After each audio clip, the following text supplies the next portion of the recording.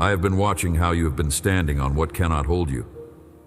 The opinion of one person, the number in one account, the health of one body, the behavior of one child. Right now, before this short message ends, allow me to show you the rock that has been under you the whole time, the one that does not move when those move. Come a little closer. Stay near. There is no rush in this room. I am the ground beneath the ground you are standing on. I see you, the mother holding her household together by the strength of her smile, certain that if her smile falters one Tuesday afternoon, the whole thing will come down. I am beside her. A father whose self-worth has been silently chained to a paycheck that arrived late this month has not been overlooked.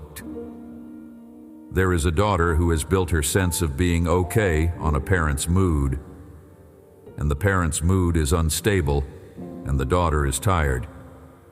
The one who used to be the strong friend of the group, who carried everyone through their hard years, and now has nothing left for his own. None of you are hidden from me. The young man whose entire footing was a job title he no longer wears walks the same streets he used to walk and feels them tilt under him. None of this escapes me. I keep count of every wobble. There is also the woman who built an entire interior life on a marriage that has grown quieter than she imagined a marriage could grow. There is a grown son still standing on a father's approval that may never arrive in the shape he is hoping for. A widow who has been balancing on the memory of the one who is gone, asking the memory to do work the memory was never built to do. A young couple whose footing has been the dream of a child their bodies have not yet given them, and the dream has begun to wobble under the weight of waiting. None of those small ledges have been hidden from me either. I've been standing alongside each one of them, watching the soul on top doing exhausting work to keep its balance, longing for the moment the soul finally turns and notices that a deeper ground is right there waiting. You did not choose to make your inner life rest on these small surfaces. You were taught to. A child learns to stand on the praise of the loudest adult in the room because that is where the floor seemed firmest at the time. A teenager learns to plant his identity in performance because performance was the one ground that did not shift between report cards. An adult learns to place her sense of safety inside a checking account because the household she grew up in shook every time the household balance dipped. The small surfaces you have been standing on are not character flaws. They are the ledges you found when the ground of your childhood was uneven, and you have been balancing on them with great skill for many years. I have not been angry at the balancing. I have been near it, tender about it, wishing you knew that under all of those small ledges, an older floor has been waiting. Place your foot flat on the floor beneath you and let it press back. Just one foot. Notice how the floor presses up into the sole of your shoe with the same pressure you are pressing down. That returning pressure is not your imagination. It is the floor doing what floors do. It does not negotiate its support. It does not check your worthiness before it agrees to hold you. It holds because that is what it was built to do. And it has been holding you in this exact way for every step of every day of your life, without your gratitude or your attention. The body remembers what the mind forgets. Let the foot stay flat for a few more seconds. The floor knows how to do this without your help. A long stretch of your inner life has been spent rehearsing what would happen if one of those small surfaces gave way. A whole bedtime ritual built around it. The mind walks the perimeter of your finances and inspects every crack. The chest tightens around the thought of a relationship turning. The shoulders lift toward the ears at the memory of a conversation where someone's approval briefly slipped. None of this is weakness. This is the natural behavior of a creature who has been told, by the world it grew up in, that its safety depends on surfaces that are themselves moving. A creature given a moving floor will spend its life trying to memorize the movements. That is not faith. That is exhaustion, dressed as vigilance. Allow me to retire the costume. The neighbor whose marriage is quieter than it used to be has been told her household is the foundation, and she has been working overtime to keep that foundation polished. A man 2 streets over has been told his career is the foundation, and he has been pouring all his hours into reinforcing it. And the reinforcing has cost him his sleep and his joy. A grandmother has been told her health is the foundation, and every flutter in her chest is red as the floor about to give. Each of those is a ledge, not a foundation. Ledges are useful, narrow, often beautiful, sometimes generous for a season. But no soul was built to be a tightrope walker forever. You were made to stand on bedrock. Somewhere along the way, you were taught that strength is something you generate, that fortitude is a personal trait. Some people have more, some less, and you must work harder to build yours up if you want to be the kind of adult who does not crumble. The teaching sounded sensible. It came from kind voices mostly. It produced a generation of people who carry their backs at 30 in the posture of people 50, because the weight of being your own foundation will bend a spine before its time. That teaching has never been mine. It has never described how I made you. I did not design you to be a self-supporting structure. No human being was. The very design of your body tells the truth about the design of your soul. Your feet were not made to stand on air. Your spine was not made to hold itself upright without a chair. Your lungs were not made to manufacture their own oxygen. Every layer of your body assumes a holding from something outside itself. The air is held. The chair is held. The floor is held.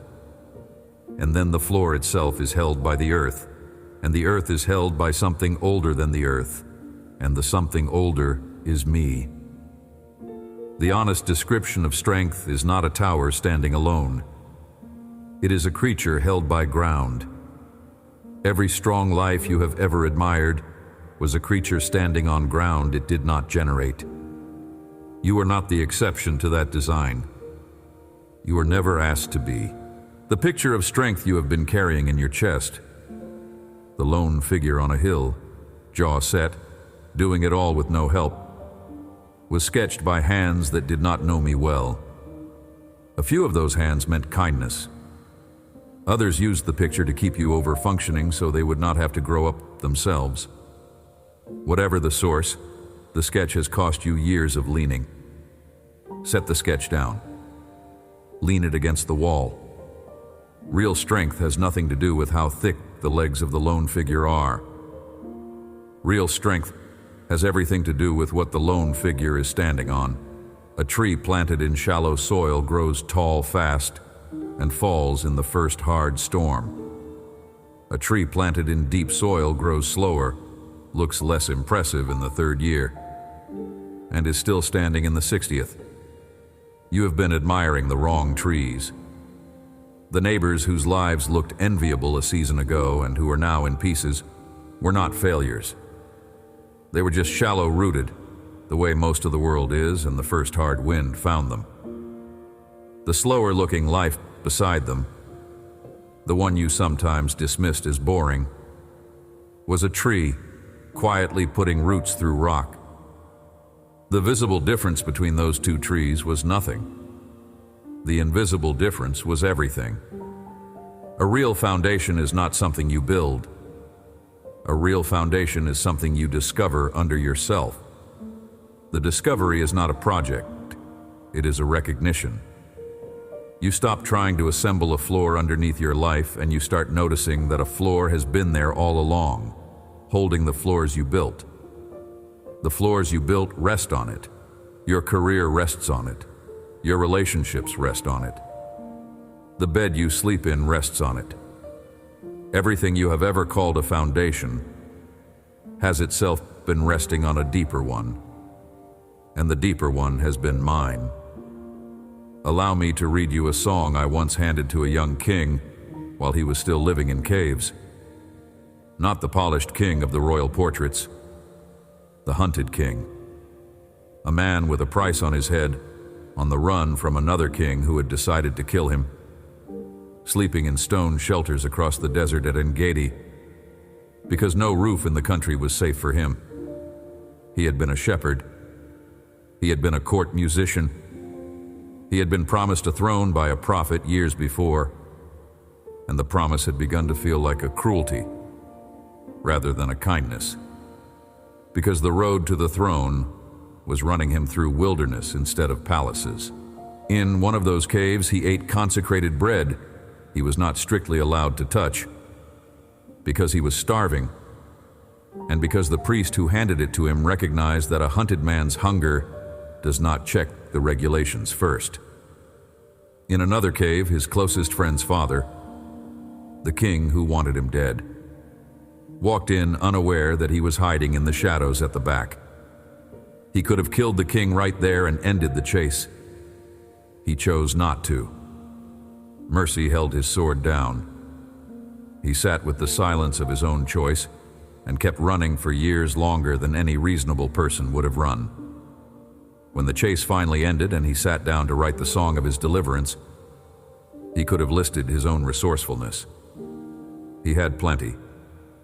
He could have praised his own military instincts, his own loyalty under pressure, his own restraint when revenge would have been easier. He did not. He listed 8 names of mine in one breath.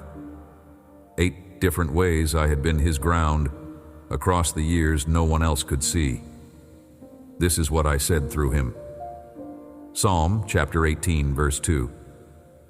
The Lord is my rock and my fortress and my deliverer, my God, my rock, in whom I take refuge, my shield, and the horn of my salvation, my stronghold. Move through it slowly with me. 8 names. He did not pick them randomly. Each one names a different way a person is held when the world has stopped holding them. And a hunted king had needed every one of them. Rock. He starts with rock. Something that does not move when everything else moves. A slab beneath the slab. A kind of stone that was already old when his grandfather was a child and will still be there when his great-grandchildren are gone. Read it as the floor underneath the floors. Bottom layer. Bedrock that does not check your worthiness before it agrees to hold you up. Fortress. Protection from those who attack. A fortress is not just a wall. A fortress is a place a small group of vulnerable people can run inside when an army arrives, and walls hold them safe while the army wears itself out outside. Receive the picture. Voices that have been attacking your sense of self all year, the inner critic, the relative who never approves, the boss who measures you in numbers. Those voices are an army outside the fortress. Walls are real. You're already inside them. Mine before the army was born. Deliverer. One who pulls out. Rescue when you are stuck. A deliverer is the friend who shows up in the parking lot at midnight when the car has broken down and drives you home without making you feel small about it. A deliverer is the hand that reaches into the well and lifts you out without asking how you fell in. You have been stuck in places this year. Rescue was not late. Help was on the way the moment you began to sink. My God. Notice the small word, my. Personal. Not a deity in general. Not the God of a textbook. Mine. Intimate relationship. A hunted king does not say the God.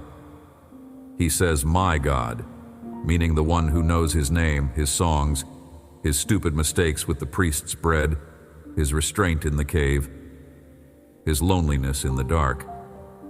Personal possession of a personal father.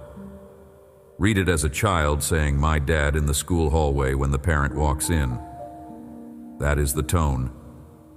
That is the relationship. My rock, again. He says it twice in one verse. Some readers have wondered why. They have not lived in a cave. A person who has been hunted does not need a poetic image. A person who has been hunted needs the central thing said twice, so the body believes it. Repetition here is not literary. Repetition is how a tired soul makes a deep truth stick. Stability. Stability. Said over, and not because the poet ran out of words, but because no other word mattered more than that one. Refuge. A place to run to. A small interior room. A safe house. A spot under the table during the bad storm where the noise outside cannot reach. You have not always known you had a refuge. You have spent seasons treating me like a distant office you visit on Sundays. A hunted king treats me like a room he can run into in the middle of a chase. That is the difference between religion and refuge. Religion is the office. Refuge is the room. A room is what I have actually been offering you. Shield. Something that stands between you and the blow, not the thing that prevents the blow from being thrown. Something that absorbs the blow before it reaches your body. Many of the blows you assumed reached you this year did not. They reached the shield. You felt the impact through the metal because that is how shields work. A shield trembles, so you do not have to break. But the cut you were braced for never landed in your skin. A shield is older than your bruise. A shield is mine. Horn of my salvation, strength that lifts. A horn in the old language meant raw power, the kind a wild ox carries on its head. Strength that does not negotiate, strength that wins. Salvation is not only being kept safe, salvation is also being lifted. There is a strength that does not just keep you from falling. It picks you up off the ground when you have already fallen and sets you on your feet again. You have been picked up more times this year than you have counted. Lifting was not your willpower. Lifting was the horn. Stronghold. A high tower with the long view. A watchtower on the hilltop from which you can see what is coming long before it arrives. Standing in my stronghold does not just give you a place to be safe in. It gives you a place to see from. A view from the watchtower is the view a father offers a child. A longer view, a wider view. The kind of view that takes the panic out of the next ridge, because you can see the ridge after the ridge from where you are. You have been trying to read your life from the valley floor. My stronghold is offering you the long view. 8 names, 1 breath. He listed all of them at once because he had needed all of them at once. In the wilderness years where nothing visible in his world had been holding him together. As I once also said through my prophet, laying in my ancient city a stone, a tested stone, a precious cornerstone of a sure foundation. The ground I lay does not pass an inspection because someone certified it.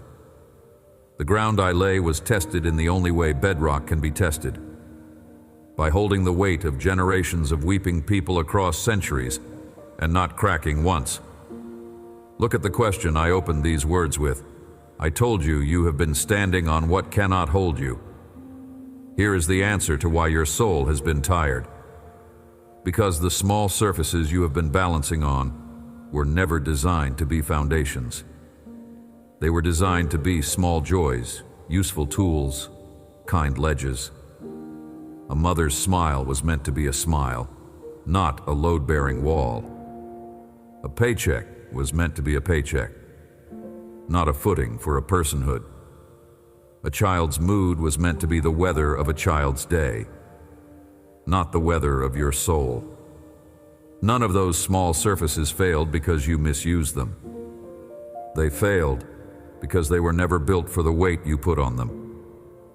You have been asking ledges to be bedrock, and ledges are honest. They cannot hold what bedrock holds. Bedrock is me. Bedrock has been under every ledge you ever stood on. When a ledge moves, bedrock does not. When a ledge gives, bedrock catches. When a ledge ends, bedrock is the next step. So here is something small you can carry into the rest of your week. The next time you feel the ground under you shift, and you will, because everything visible was always temporary, pause and ask one question. What am I standing on right now that does not depend on me? Run a quick survey. The job, the relationship, the body, the mood of someone you love. All of those depend in one way or another on conditions that are not under your control. If the answer is nothing, I am the answer. Place one foot down on me, then the next. The walk back to ground takes one step at a time, and you do not have to find the whole floor before you take the first step. The first step finds the floor. The first step always has. You will not feel different the first time you ask the question. You may not feel different the 10th time. But somewhere around the 30th time, you will notice the small wobble inside your chest has gone quieter. Somewhere around the 50th, a hard piece of news will land on a Tuesday afternoon, and you will register a steadiness underneath the reaction you used to have. Somewhere around the 100th, the people closest to you will say you seem different this season, and you will not be able to explain it exactly, because the difference is not anything you built. The difference is something you finally let yourself stand on. A second beat of the practice, when you have a quiet moment. Once the question has surfaced the small surface you were balancing on, do not rush to leave it. Many of those small surfaces are still good things. A paycheck is good, a relationship is good, a child's well-being is good. The practice is not about throwing the small surfaces away. The practice is about returning them to their actual size. A paycheck is a paycheck. A relationship is a relationship. A child is a child. Each one occupies its real place in your life and stops being asked to occupy the place underneath your life. The bedrock under it returns to its real place too. Both things end up in the position they were always meant to be in, and the soul standing on top of them stops being so tired. A third movement, gentler still. The first few times you locate the bedrock under your week, you will be tempted to test it the way you test ice on a pond. One toe out, ready to leap back at the first crack. That is honest. The previous floors of your life cracked under you, and your body is wise to be cautious. Be cautious as long as you need to be. But notice, over the months, that the cracks you have been bracing for have stopped happening. The bedrock has not cracked under one foot. It has not cracked under two. It will not crack under your whole weight either, when you are finally ready to give the whole weight. Take the time you need. The bedrock keeps no clock.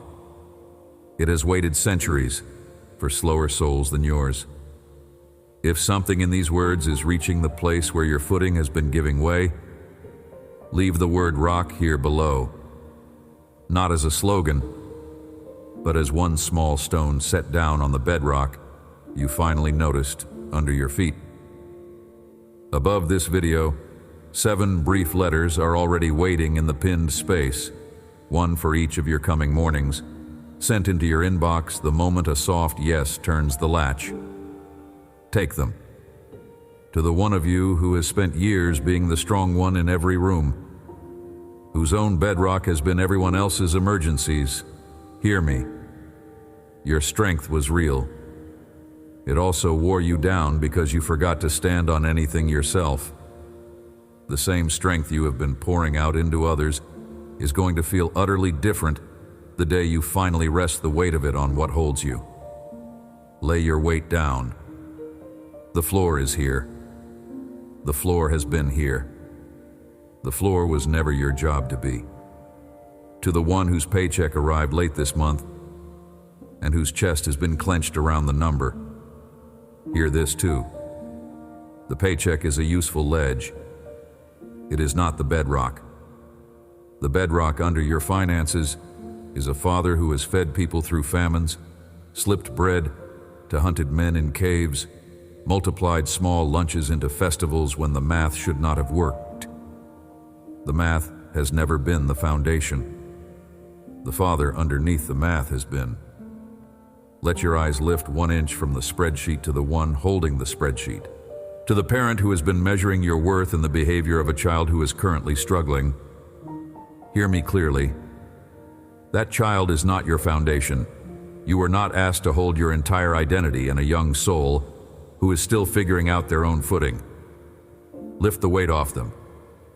They cannot carry the load of being your bedrock, and the longer they feel it on their shoulders, the harder their walk becomes. Lay that weight down on me. Both of you will breathe easier. Both of you will stand straighter. Both of you will rediscover what a parent and a child are actually supposed to be to each other when neither one is asked to be the ground of the other. To the one who has been afraid to plant roots again because the last place you planted them collapsed, hear this softly. The collapse was real. The grief was real. The slow rebuilding of trust you have been doing in private has been seen. The fear of putting your weight down anywhere is honest. Bring that fear with you. Place it on the bedrock, too. The bedrock can hold the fear and the weight at once. You do not have to be unafraid before you are allowed to stand. You only have to test the floor 1 foot at a time, the way the hunted king tested every cave he slept in until the night he finally slept through. To the friend whose health has been the one ledge you swore would never crack, and the ledge has cracked, and the news from the doctor was not what you wanted, and your inner ground has been giving way along with your body. Hear this most tenderly. Your body is not your foundation. It was never meant to be. Your body has been a beloved house borrowed for a season, kept up by me with more care than you have given it credit for, and even now in its frailty, it is being held by the same bedrock that holds the strongest body in the room next to you. The diagnosis did not move me. The diagnosis did not rearrange the floor under you. The floor under you is still the floor it has always been. You are standing on the same ground a healthy person is standing on, and the ground has not changed. Let the body do what the body is doing. The soul on top of it is held by something deeper. Press the back of one hand into the palm of the other, slowly, until you feel the pressure of one meeting the resistance of the other.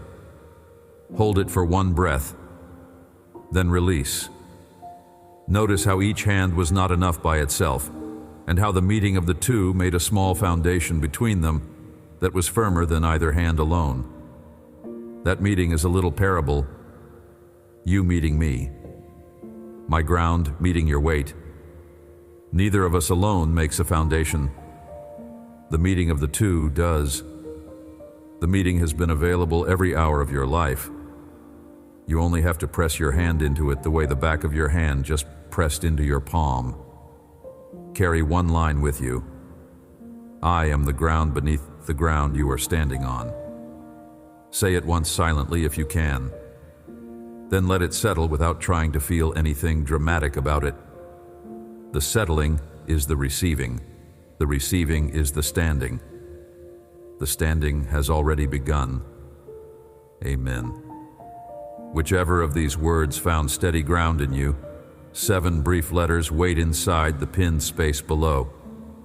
1 for each morning of your coming week, slipped into your inbox the moment a quiet yes opens the door. Take them. Pass this along to a friend whose own footing has been giving way. Hit subscribe so the next word reaches you before the next wobble does. You were never meant to stand on this alone.